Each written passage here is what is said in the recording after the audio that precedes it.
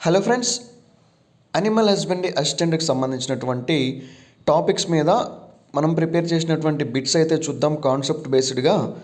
దీంతో పాటుగా మీకు పీడిఎఫ్ డాక్యుమెంట్ కనుక ఏదైనా కావాలి అనుకున్నట్లయితే మనం ప్రిపేర్ చేసినటువంటి పీడిఎఫ్ డాక్యుమెంట్కి సంబంధించినటువంటి వివరాలన్నీ కూడా మీకు టెలిగ్రామ్ దొరుకుతాయి. అట్ ది సేమ్ టైం మన వీడియో డిస్క్రిప్షన్లో కూడా అయితే ప్రొవైడ్ చేస్తున్నాము. టెలిగ్రామ్లో కనుక మీరు జాయిన్ అవ్వకపోయినట్లయితే తెలుగు టెక్ ఎస్పీ అని చెప్పేసి పైన సెర్చ్ బార్లో మన ఛానల్ నేమ్ కనుక సెర్చ్ చేస్తే మన ఛానల్ గ్రూప్ అయితే వస్తుందన్నమాట. అక్కడ నుంచి మీకు కావాల్సినటువంటి డీటెయిల్స్ అన్నీ దొరుకుతాయి. At the same time animal హస్బెండరీకి సంబంధించినటువంటి పీడిఎఫ్కి సంబంధించినటువంటి డీటెయిల్స్ కావచ్చు, వీడియో లింక్స్ కావచ్చు, పోల్ క్వశ్చన్స్ కావచ్చు, ఇవన్నీ కూడా మీకు అవైలబిలిటీలో అయితే ఉంటాయన్నమాట. ఈ వీడియోలో మనం దాదాపుగా 50 క్వశ్చన్లు అయితే చూద్దాం కంటిన్యూషన్గా.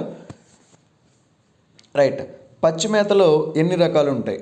మేజర్గా చూస్తే పచ్చి మేతలో వచ్చేసరికి మనకి 2 రకాలు అయితే ఉంటాయన్నమాట. ఒకటి పప్పు జాతి మేత కావచ్చు, ఇంకోటి వచ్చేసరికి ధాన్యపు జాతి మేత అని చెప్తుంటాం. సూపర్ నేపియర్లో మొదటి కోతకు పట్టేటువంటి సమయం 45 నుండి 60 రోజుల సమయం పడుతుందన్నమాట. ఇక్కడ నుంచి బిట్స్ అయితే కంటిన్యూస్గా చూడడానికి ట్రై చేయండి. మనం బిట్స్ 20 బిట్స్ దగ్గర నుంచి 50 బిట్స్ వరకు అయితే ఇంకా చాలా ఇంపార్టెంట్ బిట్స్ అయితే ఉంటాయన్నమాట. మొత్తం సాగు భూమిలో పశుగ్రాసాలకు ఎంత వినియోగించాలి? 8% వినియోగించాలి. సూపర్ నేపియర్ సంవత్సరానికి ఎన్ని కోతలు వస్తుంది? 6 నుండి 7 కోతలు. పచ్చి మేతలో ఎక్కువగా ఉండేటువంటి విటమిన్ ఏది? విటమిన్ ఏ అనేటువంటిది పచ్చి మేతలో మనకు ఎక్కువగా దొరుకుతుంది. పశువుకు కావలసిన పోషక పదార్థాలు ఎన్ని రకాలు? పచ్చి మేత మరియు ఎండు మేత 2 రకాలు అన్నమాట. జూరీ గడ్డి ఎత్తు ఎంతవరకు పెరుగుతుంది? జూరీ గడ్డి అనేటువంటిది 5 అడుగుల ఎత్తు వరకు అయితే పెరుగుతుందన్నమాట. సూపర్ నేపియర్ గడ్డి యొక్క ఎత్తు అనేటువంటిది, ఇది సూపర్ నేపియర్ అనేటువంటి గడ్డి దాదాపుగా 14 అడుగుల వరకు అయితే హైట్ పెరగడం జరుగుతుంది. తర్వాత పశువుకు కడుపు నింపడానికి ఉపయోగపడేటువంటి మేత ఎండు మేత. పశువుల జీర్ణక్రియ సరిగా జరగడానికి అవసరమైనటువంటిది పీచు పదార్థం, దీన్నే ఫైబర్ కంటెంట్ అని కూడా చెప్తూ ఉంటాం. జూరీ గడ్డి యొక్క వార్షిక దిగుబడి ఎంత? వార్షిక దిగుబడి 50 టన్నుల వరకు అయితే వస్తుందన్నమాట. జూరీ గడ్డి యొక్క వార్షిక దిగుబడి అనేటువంటిది. సూపర్ నేపియర్ యొక్క వార్షిక దిగుబడి ఎంత వస్తుంది అనేది కనుక మనం చూస్తే 200 టన్నుల వరకు అయితే ఈ సూపర్ నేపియర్ యొక్క వార్షిక దిగుబడి వస్తుందని చెప్పొచ్చు. సాధారణంగా ఆవు లేదా గేదెకు ఎంత పచ్చి మేత అవసరం? 35 నుండి 45 కిలోల పచ్చి మేత అనేటువంటిది ఆవుకు కానీ గేదెకు కానీ సాధారణంగా అవసరమవుతుంది. పప్పు జాతి ధాన్యపు జాతి మేతను ఎంత నిష్పత్తిలో ఇవ్వాలి? 1:2 రేషియోలో అయితే ఈ పప్పు జాతి ధాన్యపు జాతి మేతను అయితే ఇవ్వవలసి ఉంటుంది.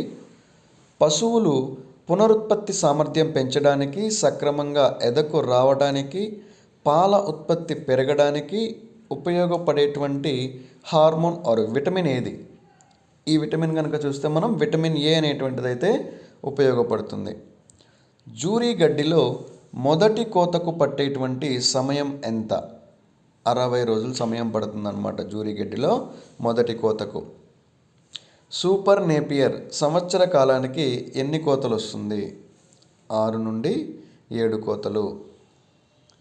సూపర్ నేపియర్లో 2-3 కోతలకు ఎంత సమయం పడుతుంది? 45 రోజుల సమయం పడుతుంది.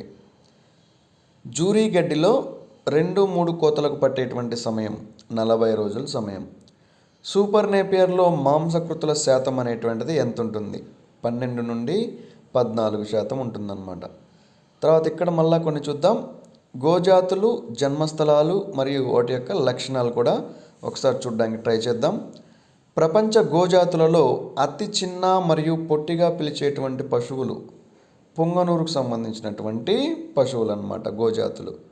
భారతదేశ గోజాతులలో అతి బరువైన జాతి ఆవు కాంక్రేజ్. పొంగనూరు జాతి ఆవుల జన్మస్థలం ఆంధ్రప్రదేశ్ పొంగనూరు. భారతదేశ ప్రజలలో ఎంత శాతం మంది పశుపోషణ మరియు వ్యవసాయ రంగంపై ఆధారపడి జీవనం సాగిస్తున్నారు? 70% మంది. ప్రపంచ దేశాలలో మన దేశం గేదెల సంఖ్యలో ఏ స్థానంలో ఉంది? ఏ స్థానంలో 108.7 మిలియన్స్తో మొదటి స్థానంలో ఉంది. సో ఆవులలో భారత్ స్థానం అన్నమాట. ఎంత స్థానం అనేది కనుక చూస్తే 108.7 మిలియన్స్తో మొదటి స్థానంలో ఉందన్నమాట. ప్రపంచ దేశాల్లో మన దేశం గేదెల సంఖ్యలో 108.7 మిలియన్స్తో మొదటి స్థానంలో ఉంది. ఆవులలో భారత్ స్థానం ఎంత? 190.9 మిలియన్స్తో రెండవ స్థానంలో ఉంది. పాల ఉత్పత్తి భారత్ స్థానం 145.5 మిలియన్ మెట్రిక్ టన్స్తో ఒకటవ స్థానంలో ఉంది. మన దేశంలో దేశవాళీ ఆవులు ఎన్ని రకాలు ఉన్నాయి? దాదాపుగా 40 జాతులు ఉన్నాయన్నమాట. ఇవి అప్రాక్సిమేట్ వాల్యూస్ అన్నట్టు. దేశవాళీ గేదెల సంఖ్య 13. సాహివాల్ అనే గోవును వాడుక భాషలో ఏమని పిలుస్తారు? లోలా అని పిలుస్తారు. లోలా జన్మస్థలం పంజాబ్ అండ్ పాకిస్తాన్లోని మాంటగోమరి జిల్లాలో. గిర్ ఆవు యొక్క జన్మస్థలం గుజరాత్లోని కతియవార్ జిల్లా. పాల ఉత్పత్తిలో గిర్ ఆవు సరాసరి ఎంత బరువు ఉంటుంది? 400 కేజీల వరకు అయితే ఉంటుందన్నమాట. థార్ పార్కర్ ఒక ఈతలో ఎన్ని పాలను ఇస్తాయి? 1800 నుండి 2600 వరకు. థార్ పార్కర్ అనే గోవు జాతి జన్మస్థలం పాకిస్తాన్లోని థార్ పార్కర్ జిల్లా. ఒంగోలు జాతి ఆవుల జన్మస్థలం సో నెల్లూరు, ఒంగోలు, గుంటూరు. ఒంగోలు జాతి ఆవులలో ఒక ఈతలో పాల ఉత్పత్తి 600 నుండి 1100 లీటర్లు. దియోని జాతి యొక్క జన్మస్థలం తెలంగాణ, మహారాష్ట్ర, కర్ణాటక. దియోని అనే గోవు బరువు కనుక చూస్తే ఎంత ఉంటుంది అంటే దాదాపుగా 400 కేజీల వరకు అయితే ఉంటుంది. కాంక్రేజ్ అనే గోవు జన్మస్థలం గుజరాత్ రాష్ట్రం. గొంతువాపు వ్యాధికి మరొక పేరు. ఇక్కడ నుంచి అయితే కొంచెం జాగ్రత్తగా చూడడానికి ట్రై చేయండి ఫ్రెండ్స్. కాన్సెప్ట్స్ అనేటువంటివి అయితే కొంచెం డిఫరెంట్గా ఉంటాయి, అట్ ది సేమ్ టైం బాగా ఉపయోగపడుతూ ఉంటాయి అన్నమాట ఇవి. సో గొంతువాపు వ్యాధికి వచ్చేసరికి మరొక పేరు కనుక చూస్తే హిమరేజిక్ సెప్టిసేమియా అంటాము. దీన్ని ఇంకొక విధంగా గురక వ్యాధి అని కూడా పిలవచ్చు అన్నమాట. ఈ వ్యాధి వచ్చినప్పుడు దాదాపుగా 104 డిగ్రీల ఫారెన్హీట్ నుంచి 106 డిగ్రీల ఫారెన్హీట్ వరకు పాడి పశువుల్లో జ్వరం అనేటువంటిది అయితే పెరుగుతుంది. ప్లస్ కళ్ళు కూడా బాగా ఎర్రబడుతూ ఉంటాయి. గొంతు పై భాగాన మరియు మెడ క్రింద భాగాన వాపు కూడా మనకు ఎక్కువ కనబడుతూ ఉంటుంది ఈ గొంతు వాపు వ్యాధి వచ్చినప్పుడు. దీంతో పాటుగా పశువు కూడా శ్వాస అనేటువంటిది ఆయాసపడుతూ బాగా పీలుస్తుంటుంది అన్నమాట. ఈ శ్వాస పీల్చలేనప్పుడు ఏమవుతుందంటే గుర్రు అనేటువంటి శబ్దం కూడా మనకి వినిపిస్తూ ఉంటుంది. ప్లస్ ఇవి శ్వాస తీసుకునేటప్పుడు నాలుగు కూడా బయట పెట్టి శ్వాస తీసుకుంటూ ఉంటాయి. ప్లస్ తద్వారా వీటికి శ్వాస తీసుకోవడం కూడా బాగా కష్టమైపోతూ ఉంటుంది అన్నమాట. తర్వాత నెక్స్ట్ వచ్చేసరికి జబ్బవాపు వ్యాధి. సో ఈ జబ్బవాపు వ్యాధి వచ్చేసరికి మనకి క్లాస్ట్రీడియం చోవై అనేటువంటి ఒక బ్యాక్టీరియా వలన అయితే వస్తుందన్నమాట. దీన్నే బ్లాక్ క్వార్టర్ వ్యాధి అని కూడా పిలుస్తూ ఉంటాం. జబ్బవాపు వ్యాధిని ఏమని బ్లాక్ క్వార్టర్ వ్యాధి అని కూడా పిలుస్తూ ఉంటాం. అయితే ఇది వచ్చేసరికి ఎలా స్ప్రెడ్ అవుతుంది ఒక వ్యాధి నుంచి ఇంకొక వ్యాధి కానీ చూస్తే కలుషితమైనటువంటి ఆహారం కావచ్చు, నీరు కావచ్చు ఏదైతే ఉంటుందో ఈ కలుషితమైనటువంటి ఆహారం, నీటి వలన ఈ వ్యాధి ఎక్కువగా వ్యాపిస్తూ ఉంటుంది. అలాగే దీని యొక్క లక్షణాలు కనుక చూస్తే ఇవి చిన్న పశువులు ఏవైతే ఉంటే ఇవి షడంగా చచ్చిపోతుంటాయి అన్నమాట. అంటే వీటిల్లో మనకి డిసీజ్ అనేటువంటిది మనం రికగ్నైజ్ చేసి ట్రీట్మెంట్ ఇచ్చేటువంటి గ్యాప్ కూడా ఎక్కువగా ఉండదు కాబట్టి చాలా తక్కువగా చచ్చిపోతూ ఉంటాయి. చాలా సందర్భాల్లో వ్యాధి లక్షణాలు ఏవైతే ఉంటాయి ఇవైతే మనం గుర్తించకపోకముందే చచ్చిపోతూ ఉంటాయి. వీటిల్లో కూడా జ్వర తీవ్రత అనేటువంటిది ఉంటుంది. 104 నుంచి 106 ఫారెన్ డిగ్రీస్ వరకు అయితే ఉంటుందన్నమాట. ఇంకోటి ఏంటంటే పశువుల యొక్క ఆకలి అనేటువంటిది కూడా మందగించి ఈజీగా నీరసించిపోతుంటాయి అన్నమాట ఈ జబ్బవాపు వ్యాధి వచ్చినప్పుడు. దాని తర్వాత జబ్బ మరియు తొడ కండరాలు ఏవైతే ఉంటాయో వీటిపైన మనకి వాపులు కూడా బాగా కనిపిస్తూ ఉంటాయి. ముందు వాపు ఉన్న చోట వేడిగా ఉంటుంది మరియు నొప్పిగా కూడా అనిపిస్తూ ఉంటుంది. అలాగే వాపు ఉన్న చోట మనం కనుక తాకామని అనుకోండి, కరకరమనేటువంటి సౌండ్ కూడా మనకి లైట్గా అబ్జర్వ్ చేయొచ్చు అనమాట. అయితే ఈ వ్యాధిని మనం ఏ విధంగా నివారించవచ్చు అనేది కనుక చూస్తే, వర్షాలకు ముందే వ్యాధి నిరోధక టీకాలు అనేవి ఇప్పించినామనుకోండి, సో కొంతవరకు అయితే మనం నివారించవచ్చు. అలాగే వ్యాధి సోకినటువంటి పశువుల యొక్క వేస్ట్ మెటీరియల్స్ ఉంటాయి కదా, సో వాటిని వచ్చేసరికి గడ్డితో, అంటే అక్కడ ఉండేటువంటి వేస్ట్ మెటీరియల్స్ కావచ్చు, గడ్డి కావచ్చు, వీటన్నిటిని మనం కాల్చి వేసినట్లయితే అక్కడ ఉండేటువంటి మైక్రో ఆర్గానిజమ్స్ని కూడా చంపేసినటువంటి వాళ్ళం అవుతాము. తద్వారా ఈ వ్యాధి ఇతర జీవులకు కూడా సోకకుండా ఉంటుందన్నమాట. నెక్స్ట్ వచ్చేసరికి గాలికుంటు వ్యాధి, దీన్నే ఫుట్ అండ్ మౌత్ డిసీజ్ అని కూడా చెప్తూ ఉంటాము. అంటే ఇక్కడ ఏంటంటే దీనికి ఇంతసేపు ఎక్స్ప్లెనేషన్ ఎందుకు ఇస్తున్నామని అంటే, ఇప్పుడు ఎగ్జామినేషన్ టైం అనేటువంటిది తక్కువగా ఉంది కాబట్టి, సో మీకు సిమ్టమ్స్ కూడా ఎక్కువగా గుర్తుపెట్టినట్లయితే ఒక క్లారిటీ వస్తుంది ఒక డిసీజ్ పైన అటువంటి ఉద్దేశం మీదనే దీనికి మీకు ఎక్స్ప్లెనేషన్ కూడా ఇవ్వడం జరుగుతుంది. దీనికంటే ముందు ఈ గాలికుంటు వ్యాధి, దీన్నే ఫుట్ అండ్ మౌత్ డిసీజ్ అని కూడా పిలుస్తూ ఉంటాం అనమాట. అయితే ఈ ఫుట్ అండ్ మౌత్ డిసీజ్ దేని వలన వస్తుంది అనేది కనుక మనం చూస్తే, ఇది వచ్చేసరికి మనకి వైరస్ వలన వస్తుంది అనమాట, ఫుట్ అండ్ మౌత్ డిసీజ్ అనేటువంటిది. అయితే ఇది ఎలా వస్తుంది అనేది కనుక చూస్తే, వ్యాధి సోకినటువంటి ఆవులు, గేదెలు ఏవైతే ఉంటాయో వీటి యొక్క పాల ద్వారా వీటి దూడలకు కూడా వ్యాపిస్తూ ఉంటుంది. అందుకని చెప్పేసి ఈ గాలికుంటూ వచ్చినటువంటి వ్యాధి కలిగినటువంటి ఆవులు కానీ, గేదెలు కానీ ఏవైతే ఉంటాయో వాటి యొక్క దూడలకైతే వీటిని కొద్దిగా దూరంగా ఉంచినట్లయితే ఆ దూడలకి వ్యాధి అనేటువంటి సోకకుండా మనం చూసుకోవచ్చు. దీంట్లో సిమ్టమ్స్ ఎలా ఉంటాయి అనేది కనుక చూస్తే, పశువుల నోట్లో చిగుళ్ళపై పొక్కులు అనేటువంటివి ఏర్పడుతూ ఉంటాయి. తర్వాత నోరు మరియు గిట్టెల మధ్యలో బొబ్బలు ఏర్పడి 3-4 వారాల్లోకి బొబ్బలు చితికి పుండ్లుగా కూడా మారుతూ ఉంటాయి అన్నమాట. అలాగే పాల ఉత్పత్తి కూడా గణనీయంగా తగ్గిపోతుంటుంది, అంటే ఎక్కువగా తగ్గిపోతూ ఉంటుంది. గిట్టల్లో పుండ్లు అనేటువంటివి ఏవైతే ఉంటాయో ఇవి ఏర్పడటం వలన ఎద్దులు వ్యవసాయానికి సరిగ్గా పనులు కూడా చేయలేకపోతూ ఉంటాయి అన్నమాట. అయితే దీనికి చికిత్స ఏంటిది? ఒకవేళ గాలికుంటు వ్యాధి కనుక వచ్చినట్లయితే అనేది చూస్తే, కాళ్ళగిట్ట మధ్యలో పుండ్లు ఏవైతే ఉంటాయో ఈ పుండ్లని పొటాషియం పర్మాంగనేట్ ద్రావణం ఏదైతే ఉంటుందో దీంతో కడిగి ఈగలు వాడకుండా నిమ్మలింట్ మరియు వేప నూనె అయితే పోయవలసి ఉంటుంది. నోట్లో పుండ్లకు బోరిక్ పౌడర్ మరియు గ్లిజరిన్ కలిపి పూసినట్లయితే మనకు కొద్దిగా నయమయ్యేటువంటి అవకాశం ఉంటుందన్నమాట. నెక్స్ట్ వచ్చేసరికి మసూచి, దీన్నే ఫాక్స్ వ్యాధి అంటాము. ఇది దేని వలన వస్తుంది? మసూచి అనేది కూడా మనకి వైరస్ వలన వస్తుందన్నమాట. దీన్ని అమ్మవారు వ్యాధి అని కూడా పిలుస్తూ ఉంటాము.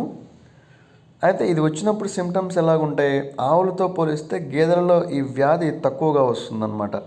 పొదుగు పైన, చన్నుల పైన ఈ పొక్కులు అనేటువంటివి ఏర్పడుతూ ఉంటాయి అన్నమాట.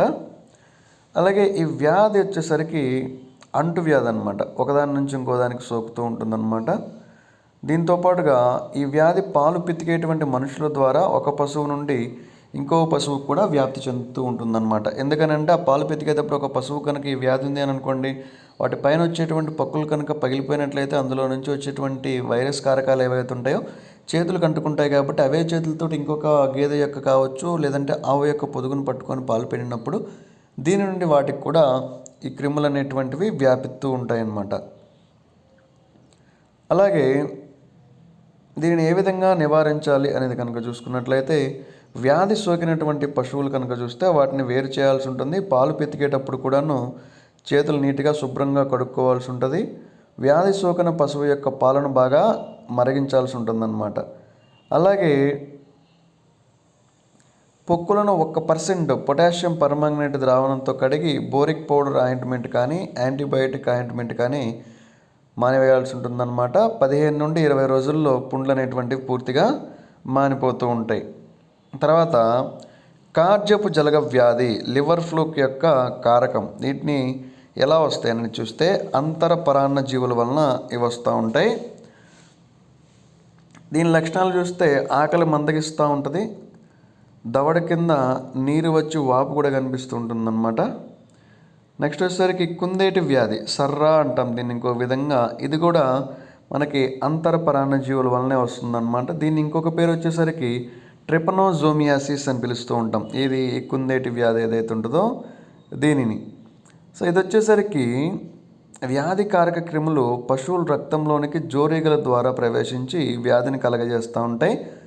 వ్యాధి సోకిన పశువు జోరీగలు కుట్టిన తర్వాత ఆరోగ్యమైన పశువును కాటు వేసినప్పుడు ఒక పశువు నుండి మరొక పశువుకి అయితే వ్యాపిస్తూ ఉంటాయి అన్నమాట.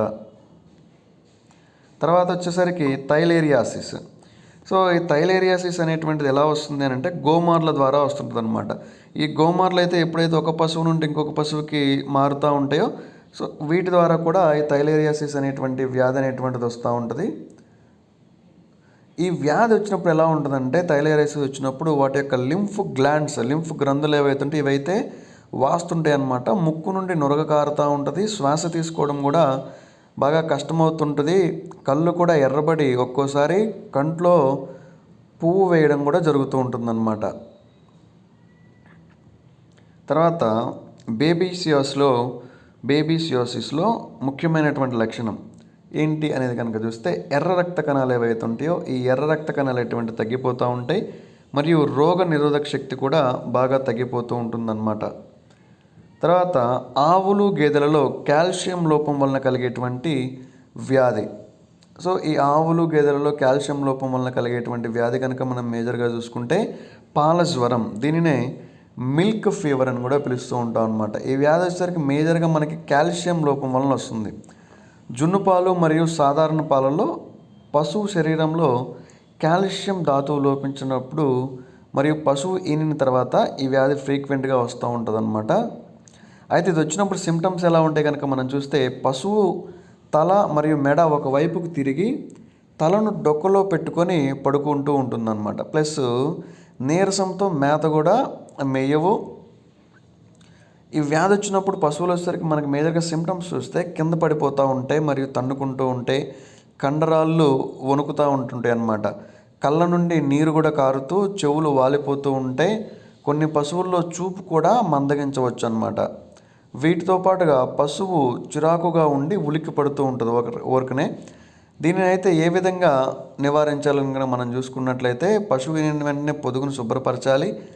అలాగే మొత్తం పాలు కూడా పితకకుండా కొంత ఉంచాల్సి ఉంటుంది. తర్వాత కాల్షియం, మెగ్నీషియం లాంటి ఖనిజ లవణాలు ఏవైతే ఉంటాయో ఇవి డాక్టర్ని అడిగి సఫిషియెంట్గా వాటికి ఎంతైతే అవసరమవుతుందో అంతైతే మనం ప్రొవైడ్ చేయాల్సి ఉంటుంది. తద్వారా ఈ పాల జ్వరం, మిల్క్ ఫీవర్ అనేటువంటిది ఏదైతే ఉంటుందో దీని నుంచి మనం పశువుని కూడా కాపాడుకోవచ్చు అనమాట.